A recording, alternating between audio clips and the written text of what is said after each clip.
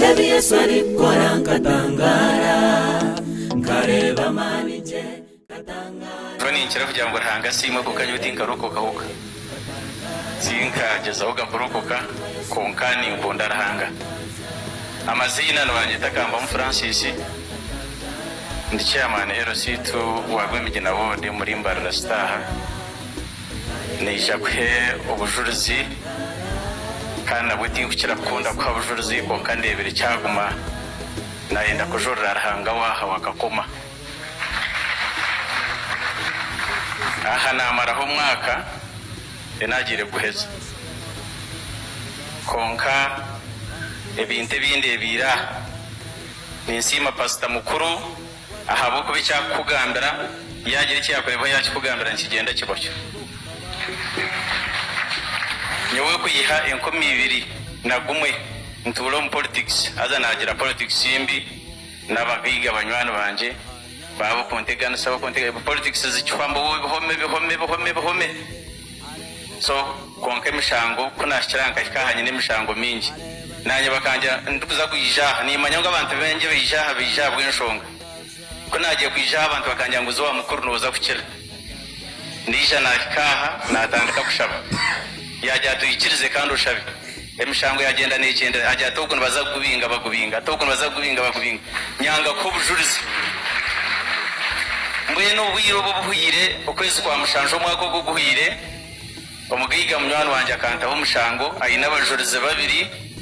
ayine muhore biri misya yempeshano ayina kadomora ka acid ayine fayire huire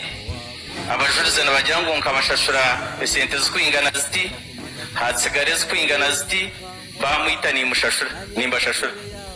tinko bamanya tabakumanya basitaho mushango gwa mada abantu bashatu hatu atandika kwehuba no mugiga no mumanya Uganda yiteje konka nchijana kahana shaba pastor jatano bazagubinga nchijana mishango nyibenge na fayiri 5 nabwizo umuntu ogwe nanye na nabandi batahi banje bana konkogo nugo kubegura umuhango okwezi kwa kana fayiro baji sanctioninga bajango mbakwate bataho waranta twirukanga twahungira muri Kampala twamara mwisande nagezaho twaronda bakama abandi bataganda mabarhaga ijaha Mbarara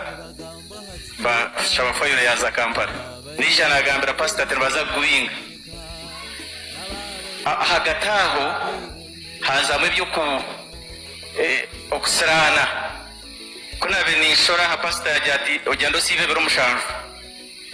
nasibe bero mushanju kuna beninza hinkora Bishop Stewart ko wa PTC yo muri Kibingo nahiko bypass na embo yabinge ndijo mazire bero bishatu nsibire embo yabinge ndijo yazo mu rugudo nagitomera na idera hansi ne picheze mpango pichi yakikamamu nakwata pichi navuga ndukuza mujya ngo bazo kumba ziro guru kuna beni paka shozi nimaba kuvuga pichi no jima ya pichi wawagihire mugiya free konker mumurro na hikar bajurwente ni nzira bahonti kuna bena hikar bajurwente ndukuyirababo ente ya chumitembwa embo yataho muri pichi pichi ya embo yaboroga naborogo butaka bwako gato twataratarza kwankata nagwa nagenda bambazira ko nizire pastor yagira ati kurwabiro tasibire ukanogo konka omukwezo ko orwa kashatu ruhire twaza Kampala na namugiga mutayi wanje ubwo twasibo mu ntarabana mu inesente konka ndukushaba pastor kajya ngo nagumana ko mwanya nshabe omurro ecyambu cyeshagama ya Yesu nicyo nabiyengambo muri Kampala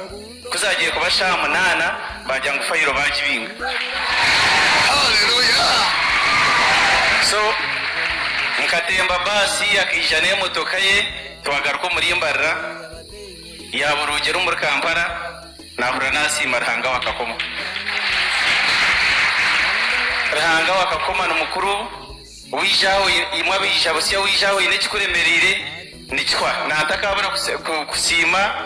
natakabura kwabujurizi aha ine cyakozire abo kanyingambira nyabona mutayi wanje ubwo twasigaza fayiri 2 konka nimpurra omurinye nazo baza kuyibinga so ndeberaho umusheija munani wanje aho gurukumwe nawabireyine ishunke yanje mwena nimpiga abantu bari aha mu Uganda waboyine mu Uganda yitu mugende mugambire nabatahi banyu ko kuboyine sente amusore kwa harimo police asasire waboyine sente ukaza police ndabakora fayiro y'urukwenda yo no muringo gona konka orahurira tine sente kandi akahurira ine ikikumuteganisa ayije kakoma nekira fayiro za police we bari muno gatanga baho mu